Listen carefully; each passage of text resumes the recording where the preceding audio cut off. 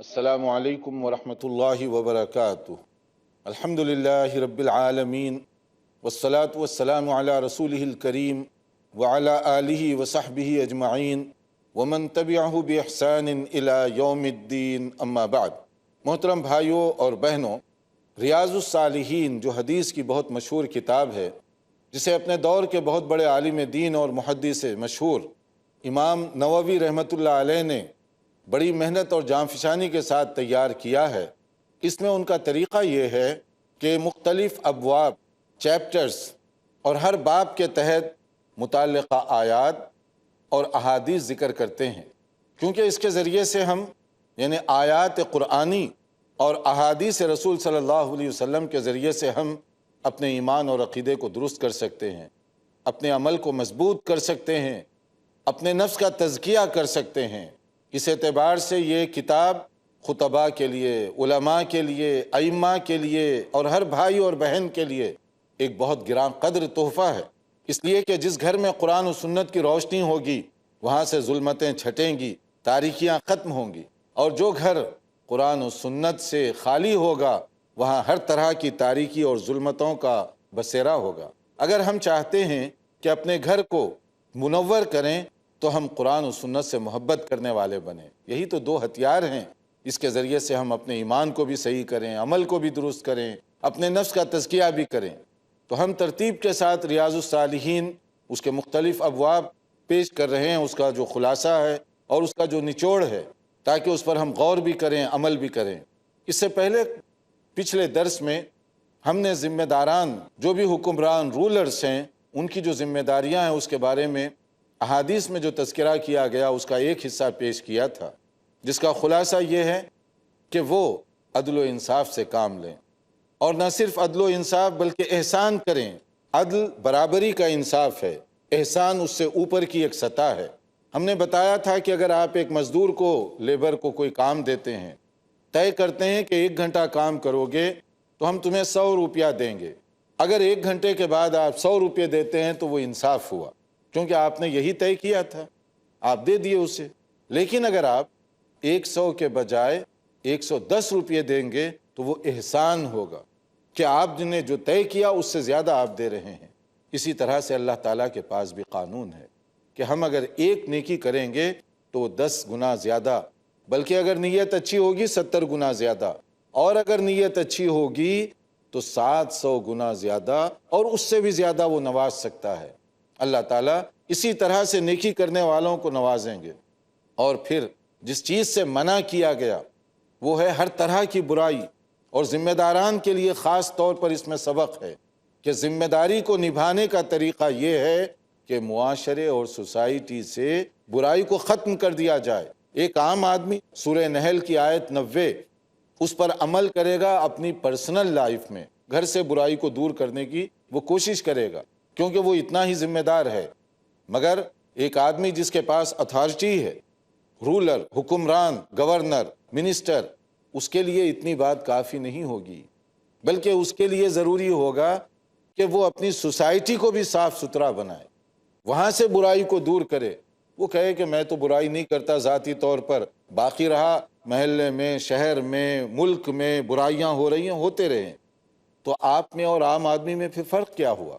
ज़िम्मेदारान के लिए ज़रूरी है कि जहाँ तक उनकी ज़िम्मेदारी है वहाँ वो बुराइयों को दूर करने की कोशिश करें। और इसी तरह से ज़िम्मेदारों के बारे में रसूल अकरम सल्लल्लाहु अलैहि वसल्लम ने कुछ ख़ास हिदायत दी हैं। इसी को सुन्नत कहते हैं, इसी को सीरत कहते हैं। सुन्नत और सीरत सिर्फ मस्जिद में नहीं है कि नमाज कैसे पढ़ी जाए, नमाज में फ़र्ज़ से पहले कितनी रकात सुन्नत, फ़र्ज़ के बाद कितनी रकात सुन्नत, और घर में जाएं कोई सुन्नत नहीं, तिजारत करने के लिए जाएं सुन्नत की कोई बात पर अमल करने तैयार नहीं, हुकूमत करने जाएं तो वहाँ कोई सुन्नत हमारे साथ नहीं चलती। तो फिर किस तरह की सुन्नत हम फॉलो करते हैं? क्या हम ये कहना चाहते हैं कि नबी करीम सल्लल्लाहु अलैहि वसल्लम से हमें मोहब्बत है, मगर सिर्फ मस्जिद की हद तक, बाकी सियासत में, हुकूमत में नबी की बात मैं क्यों मानूंगा? या तिजारत में, मार्केटिंग के उसूल में मैं क्यों नबी की बात मानूंगा? तो हमारा ईमान कहाँ हुआ फिर? नबी से मोहब्बत का दावा कितना खोखला हुआ फिर? इसी को समझने की ज़रूरत है। और जो हुक्मरान सुन्नत को समझकर हुकूमत करेगा, وہ کبھی دھوکہ بازی نہیں کر سکتا، رعایا کے حقوق کو دبا نہیں سکتا، ان کی حق تلفی نہیں کر سکتا، اس لیے کہ صحیح بخاری اور مسلم کی حدیث ہے، نبی کریم صلی اللہ علیہ وسلم نے ایک وارننگ دی ہے، ذمہ داران اس پر غور کریں۔ نبی کریم صلی اللہ علیہ وسلم نے فرمایا ما من عبد یسترعیہ اللہ رعیتا، کہ ایسا کوئی آدمی جسے اللہ تعالیٰ اس کو رعایا دے دیتا ہے، یعنی عوام کی حکومت کا موقع دیتا ہے، یوم یموت وہو غاش لرعیتہ الا حرم اللہ علیہ الجنہ، اگر وہ لوگوں کے حقوق کے ساتھ دھوکہ بازی کرتا رہا تو اللہ تعالیٰ کے پاس وہ ایسے جائے گا کہ جنت اس پر حرام کر دی جائے گی۔ لوگوں کو حقوق نہیں دیا کرتا بلکہ ان کے حقوق خود دبایا کرتا تھا، ان کے ساتھ دھوکہ بازی کیا کرتا تھا، تو ایسا جو حکمران ہے جنت کی خوشبو تک نہیں پا سکے گا وہ۔ اور اسی طرح رسول اکرم صلی اللہ علیہ وسلم نے فرمایا ما من امیر یلی امور المسلمین ثم لا یجہد لہم وینصح لہم الا لم يدخل معہم الجنہ، کہ کوئی آدمی جس کو ذمہ داری کا موقع ملے، حکمرانی کا موقع ملے، اور پھر اس کے بعد وہ یہ کوشش نہ کرے کہ لوگوں کے مسائل حل کرے، وہ یہ کوشش نہ کرے کہ لوگوں سے خیر خواہی کا معاملہ کرے، تو وہ جنت میں داخل نہیں ہو سکتا۔ آپ نے ذمہ داری قبول کی ہے تو لوگوں کے ساتھ ہمدردی کا معاملہ کریں، لوگوں کے مسائل اور ایشوز کو سمجھیں اور اس کو سالو کریں، ان کے پرابلمز کو دور کریں، اور ان کے ساتھ بھلائی کا معاملہ کریں جہاں تک ان کو آپ فائدہ پہنچا سکتے ہیں، جو ان کے حدود ہیں اس کے اندر۔ اگر ایسے نہ کرو گے تو جنت کی خوشبو تک اس کو نہیں مل سکتی۔ اسی طرح سے نبی کریم صلی اللہ علیہ وسلم نے تو ایک مرتبہ دعا فرمائی، ذرا غور سے سنیں، یہ نبی کے الفاظ، یہ نبی کی دعا ہے، اور نبی کی دعا کی تاثیر سبھی جانتے ہیں کہ نبی کریم صلی اللہ علیہ وسلم نے فرمایا خاص طور پر اس آدمی کے بارے میں جو اپنی رعایا کے ساتھ، اپنے عوام کے ساتھ ہمدردی، شفقت، محبت کا معاملہ کرتا ہے، ان کے حقوق ادا کرتا ہے، اللہ تعالیٰ سے نبی صلی اللہ علیہ وسلم نے دعا کی کہ یا اللہ تو بھی ان پر مہربانی فرما۔ اور جو اپنی رعایا کے ساتھ ظلم کرتا ہے، زیادتی کرتا ہے، ان کے حقوق کو دباتا ہے، تو اللہ کے نبی نے اس کے خلاف بد دعا فرمائی کہ یا اللہ تو بھی اس کے ساتھ سختی کا معاملہ فرما۔ اب یہ ہمارا اپنا اختیاری مسئلہ ہوگا، جو ذمہ داران ہیں، چاہے تو نبی صلی اللہ علیہ وسلم کی دعا کے مستحق بنے، چاہے تو بد دعا کے۔ اگر نرمی کریں گے، محبت کا معاملہ کریں گے، اس کے لیے رسول رحمت کی دعائیں ہیں، اور اگر ایسا نہ ہو تو اس کے خلاف بد دعائیں ہیں کہ آپ کو اللہ نے ایک موقع دیا، آپ لوگوں پر ظلم کر رہے ہیں، آپ لوگوں کے حقوق کو دبا رہے ہیں، آپ لوگوں کے ساتھ غلط قسم کا معاملہ کرتے ہیں، تو یہ چیزیں آپ کو جہنم میں لے جانے کا سبب بننے والی ہیں۔ رسول اکرم صلی اللہ علیہ وسلم نے انصاف کرنے والے حکمرانوں کے بارے میں کیا باتیں بتائیں، اس کو دیکھیے امام نووی نے کس پیارے انداز سے ذکر کیا ہے کہ جو ذمہ دار ہے عادل اگر ہوگا تو اس کے لیے کتنا اونچا مقام، کیونکہ یہ تو اللہ کی پسندیدہ صفت ہے نا، جو اللہ تعالیٰ نے حکم دیا ہے، ان اللہ یأمر بالعدل والاحسان، اللہ تعالیٰ حکم دیتے ہیں کہ تم عدل کا معاملہ کرو، انصاف کا معاملہ کرو، وَأَقْسِطُوا إِنَّ اللَّهَ يُحِبُّ الْمُقْسِطِينَ، سورہ حجرات کے اندر جو بات بتائی گئی آیت نمبر 9 میں کہ تم انصاف کرو، کیونکہ اللہ کو یہ صفت بہت پسند ہے۔ انصاف کرنے والے اللہ تعالیٰ اس کو بہت پسند کرتا ہے۔ اگر کوئی جج ہے اس کے لیے بھی ضروری ہے کہ انصاف کرے، یہ نہ دیکھے کہ کون آدمی شکایت لے کر آیا ہے، اس کی کتنی طاقت ہے، اس کا کیا بیک گراؤنڈ ہے، یہ دیکھے کہ اس کے ساتھ انصاف کس طرح کیا جائے۔ اور ایک حدیث نبی صلی اللہ علیہ وسلم نے جو ارشاد فرمایا، صحیح حدیث ہے، سبعۃ یظلھم اللہ فی ظلہ یوم لا ظل الا ظلہ، 7 قسم کے لوگ ایسے ہوں گے قیامت کے دن جب نفسی نفسی کا عالم ہوگا، ان کے ساتھ خصوصی معاملہ کیا جائے گا، خصوصی صاحبان میں ان کو جگہ دی جائے گی قیامت کے دن۔ اور وہ 7 قسم کے لوگوں میں ایک ہے امام عادل، ایسا امام، ایسا ذمہ دار، ایسا رولر، حکمران جو عدل و انصاف کے تقاضوں پر پورا اترتا ہو، انصاف کرتا ہو رعایا کے ساتھ، اپنے لوگوں کے ساتھ، تو اس کے لیے نبی کریم صلی اللہ علیہ وآلہ وسلم نے اتنی بڑی خوشخبری سنائی۔ اور جو حکومت میں آ جائیں، لوگوں کو چاہیے کہ ان کے ساتھ تعاون کا معاملہ کریں، ان کے ساتھ ہمدردی کا معاملہ کریں، خیر کا معاملہ کریں، اور ان کے خلاف بغاوت کرنا یہ پسندیدہ نہیں ہے۔ اس کو درست نہیں رکھا گیا، بلکہ نبی کریم صلی اللہ علیہ وسلم نے یہاں تک حکم دیا کہ اگر وہ اسلام کے شعائر پر عمل کر رہے ہوں تو تمہارے لیے درست نہیں ہے کہ ان کے خلاف بغاوت کرو، کیونکہ اس سے فتنے پیدا ہوں گے، اس سے خون خرابہ ہوگا، اس سے فائدہ نہیں ہوگا۔ اس لیے جب پوچھا گیا تو آپ نے فرمایا کہ لا ما اقاموا فیکم الصلاۃ، لا ما اقاموا فیکم الصلاۃ، جب تک وہ نماز کا اہتمام کرتے ہوں اس وقت تک بغاوت کرنے کی اجازت نہیں ہے۔ ایک اور جگہ پر آپ نے فرمایا الا ان تروا کفرا بواحا وعندکم فیہ برہان من اللہ، اگر کوئی تم صریح واضح کلیئر کفر دیکھو ان میں، اور وہ بھی کفر تمہاری اپنی سمجھ کے مطابق نہیں، اللہ تعالیٰ کی طرف سے اس کے کفر ہونے میں صریح کوئی دلیل ہو، کلیئر ایویڈنس ہو، تب آپ اس کے خلاف کوئی ایکشن لے سکتے ہیں، ورنہ آپ کو بغاوت کرنے کی قطعاً اجازت نہیں۔ دیکھتے رہیے پروگرام، وقت ہوا ایک مختصر بریک کا، انشاءاللہ حاضر ہوں گے بریک کے بعد۔ أنت الكريم ومنك العفو ومنك العطاء يا ناظرین، وقفے سے پہلے ہم بتا رہے تھے کہ حکمرانوں کی جو ذمہ داریاں ہیں وہ رعایا کے ساتھ عدل و انصاف کرنا، ان کے حقوق کو ادا کرنا، نرمی اور محبت کا معاملہ کرنا، اور رعایا کے لیے ضروری ہے کہ ان کی اطاعت گزاری کرے، ان کی فرما برداری کرے اور ان کے خلاف بغاوت نہ کرے، سوائے اس کے کہ اگر وہ کوئی کفر کا کام کریں جس کی کفر ہونے پر صریح اور واضح دلیل اور ثبوت ہو۔ اگر آپ کا کوئی اجتہادی مسئلہ ہے، آپ اپنی اوپینین سے، آپ اپنی رائے سے سمجھتے ہیں کہ یہ بہت غلط حرکت ہو رہی ہے، یہ بات کافی نہیں ہوگی، کیونکہ یہ آپ کی اپنی سمجھ ہے۔ لیکن اگر کوئی ایسی بات ہے جو قرآن و سنت سے بطور نص کے ثابت ہو، کلیئر ایویڈنس ہے، اور وہ کفر کی حرکت کر رہا ہے، تب آپ کے لیے یہ حق پہنچتا ہے۔ اور اگر وہ نماز کا اہتمام کرے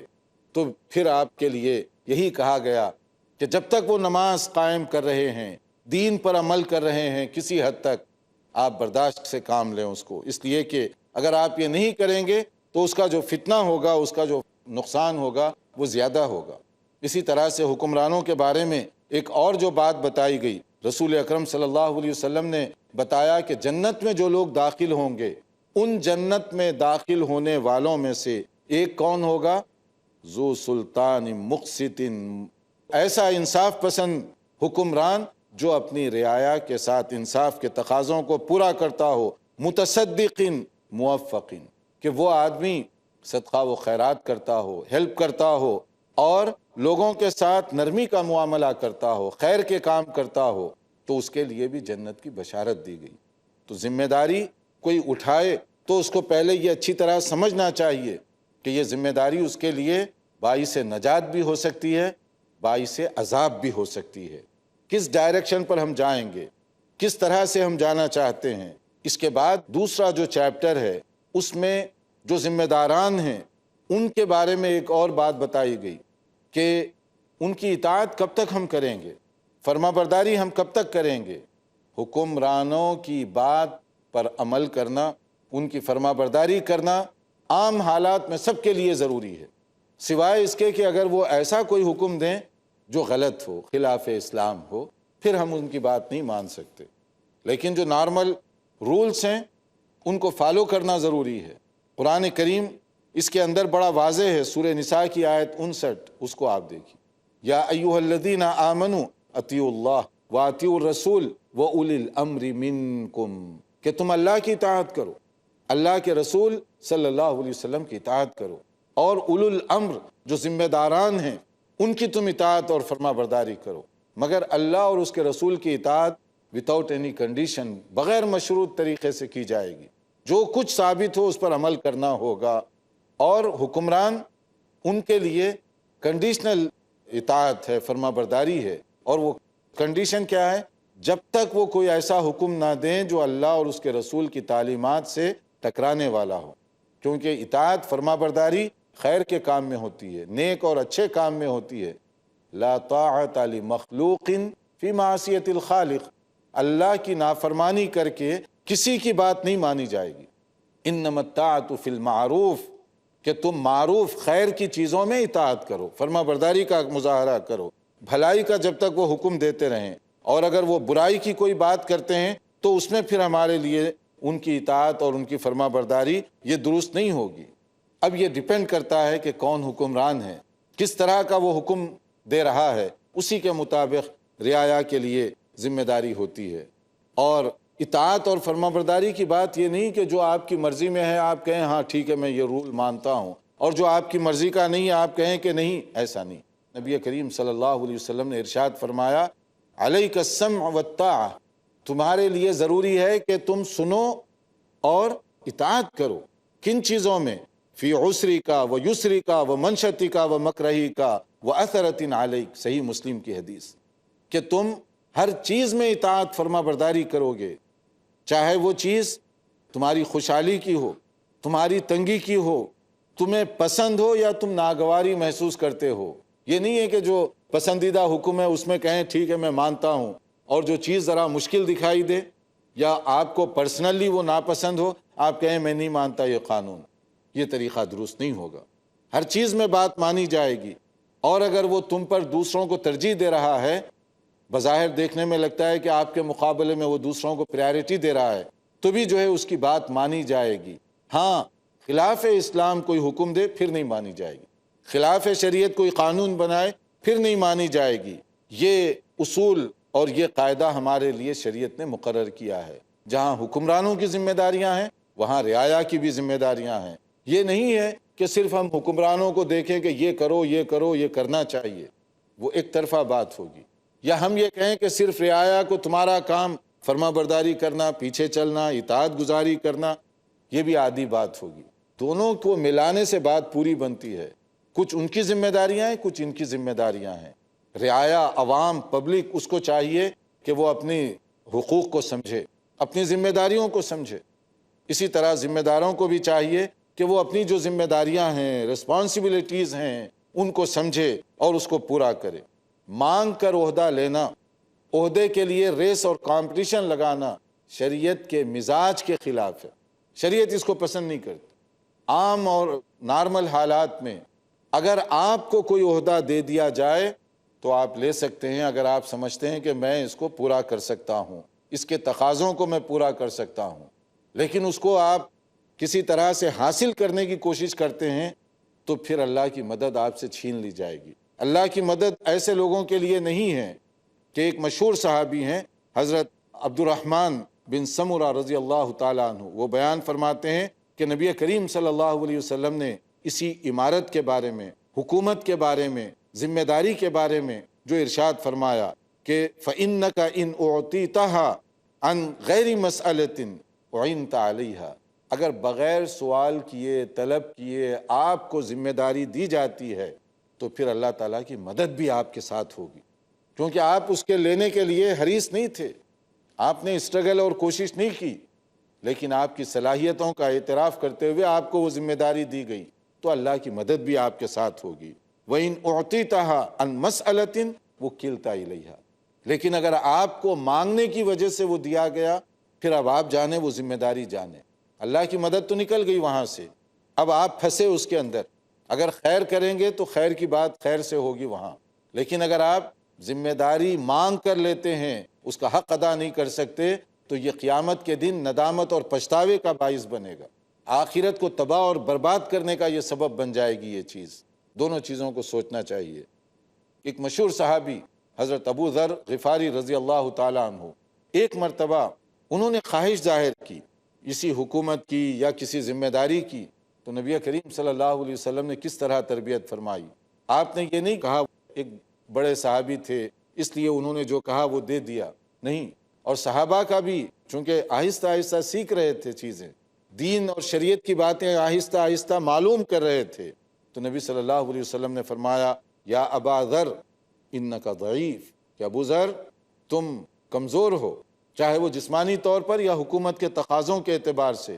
کیونکہ ہر کام کی اپنی کچھ ذمہ داریاں ہیں، اس کے کچھ تقاضے ہیں، اور اگر وہ تقاضے آپ پورے نہ کر سکتے ہوں نہ لیں۔ جیسے ایک انجینئر کے کچھ تقاضے ہوتے ہیں، ایک ڈاکٹر کے کچھ تقاضے ہوتے ہیں، ایک وکیل کے کچھ تقاضے ہیں، ایک ٹیچر کے کچھ تقاضے ہیں، ایک لیبر جاب کرنے والے کے اپنے کچھ تقاضے ہیں،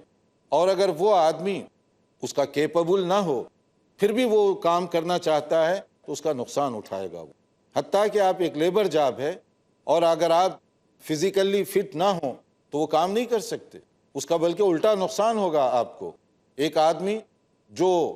اعلیٰ ذہین ہو، بہت زیادہ اس کا دماغ ہو، اور اس کو آپ لیبر جاب دیتے ہیں، ہو سکتا ہے وہ کام نہ کر سکے. جو آفس میں بیٹھ کر اس کے مقابلے میں بہت بڑے کام وہ کر سکتا ہے، کیونکہ ہر ایک کی اپنی صلاحیتیں الگ الگ ہیں، ہر ایک کا اپنا انداز الگ الگ ہے. تو نبی صلی اللہ علیہ وسلم نے فرمایا کہ تم میں کمزوری ہے. اس کا مطلب یہ نہیں کہ وہ صحابی کی پوزیشن کوئی کم تھی،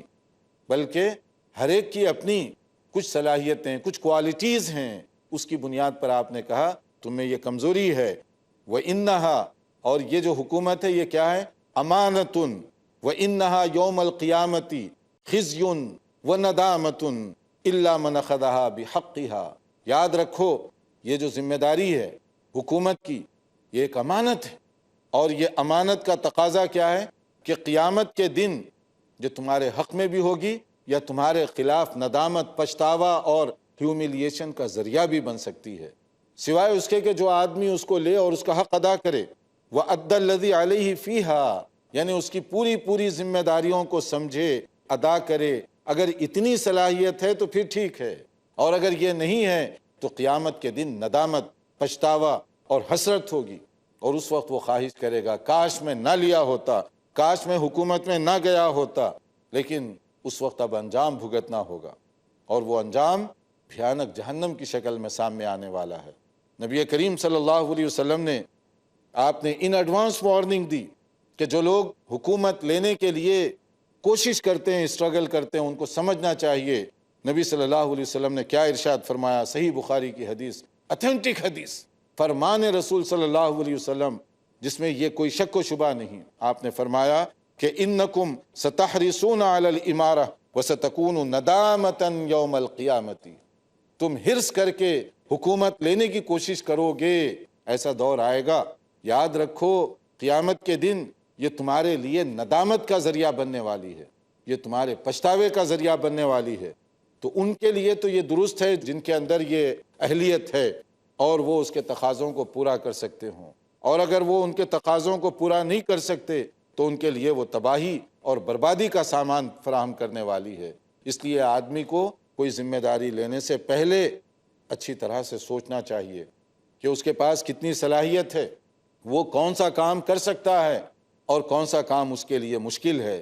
تاکہ یہ نہ ہو دنیا تو گزر جائے مگر آخرت میں ندامت، پچھتاوا اور جہنم کے عذاب کو بھگتنا پڑے. اللہ تعالیٰ سمجھنے کی توفیق عطا فرمائے. والسلام علیکم ورحمۃ اللہ وبرکاتہ.